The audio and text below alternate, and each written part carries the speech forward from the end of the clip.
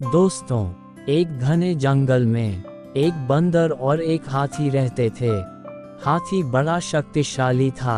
वो बड़े बड़े पेड़ों को एक ही झटके में उखाड़ देता था। बंदर काफी दुबला पतला था, लेकिन वो बड़ा ही फुर्तीला और तेज था। दिन भर बंदर जंगल के पेड़ों पर उछल कूद करता रहता था। बंदर और हाथी दोनों को ही अपने गुणों पर बड़ा ही घमंड था। दोनों ही एक दूसरे से खुद को ज्यादा अच्छा मानते थे। इस वजह से दोनों में हमेशा बहस होती रहती थी। उसी जंगल में एक उल्लू भी रहता था, जो अक्सर बंदर और हाथी की हरकतें देखता था। वह इन दोनों के लड़ाई झगड़े से परेशान हो गया था। एक दिन उस उल्लू ने उन दोनों से कहा, जिस तरह तुम दोनों लड़ते हो, इससे कोई फैसला नहीं होने वाला है। तुम दोनों एक प्रतियोगिता के जरिए आसानी से यह फैसला कर सकते हो कि तुम दोनों में से सबसे शक्तिशाली कौन है। बंदर और हाथी दोनों को उल्लू की बात अच्छी लगी। दोनों ने फिर एक साथ पूछा, इस प्रतियोगिता में क्या करना होगा। उल्लू ने कहा, इस जंगल को पार करने पर एक दूसरा जंगल आता है, जहां पर एक काफी पुराना पेड़ है, जिस पर एक सोने का फल लगा हुआ है। तुम दोनों में से उस सोने के फल को जो पहले लाएगा, वही इस प्रतियोगिता का विजेता बनेगा और असल मायनों में सबसे शक्तिशाली कहलाएगा। उल्लू की बात सुनते ही बंदर और हाथी बिना कुछ सोचे समझे दूसरे जंगल की तरफ निकले। बंदर ने अपनी फुर्ती दिखानी शुरू की।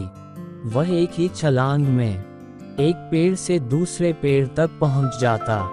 वहीं हाथी तेजी से दौड़ने लगा और रास्ते में आने वाली हर चीज को अपने मजबूत सूंड से उखाड़ फेंकता। थोड़ी ही देर में हाथी और बंदर उस जंगल से बाहर निकल गए। इस जंगल से दूसरे जंगल के बीच के रास्ते में एक नदी बहती थी। उसे पार करने के बाद ही दूसरे जंगल में पहुंचा जा सकता था।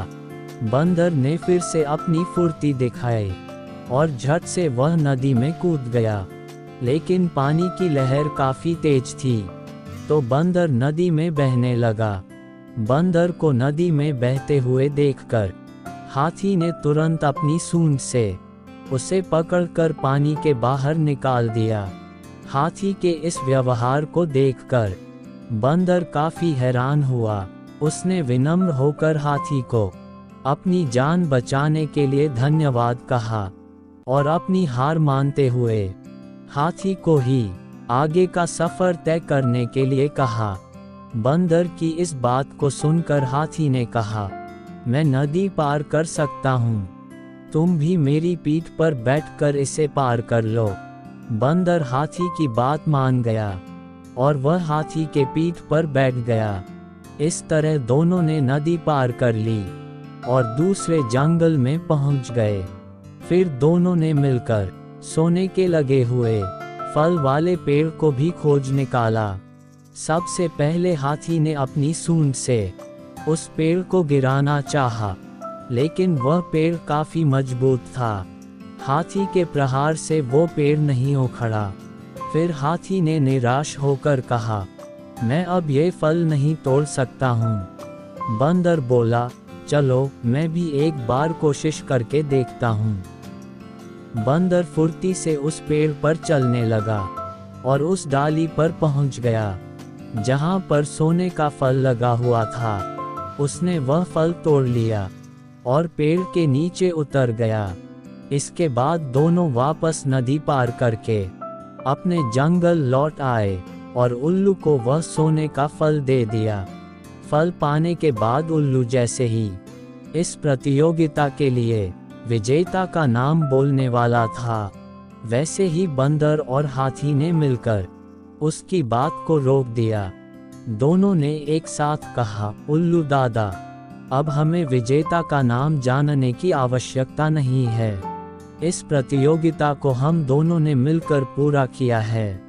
हमें ये समझ में आ गया है कि हर किसी का गुण अपने आप में अलग और ख़ास होता है।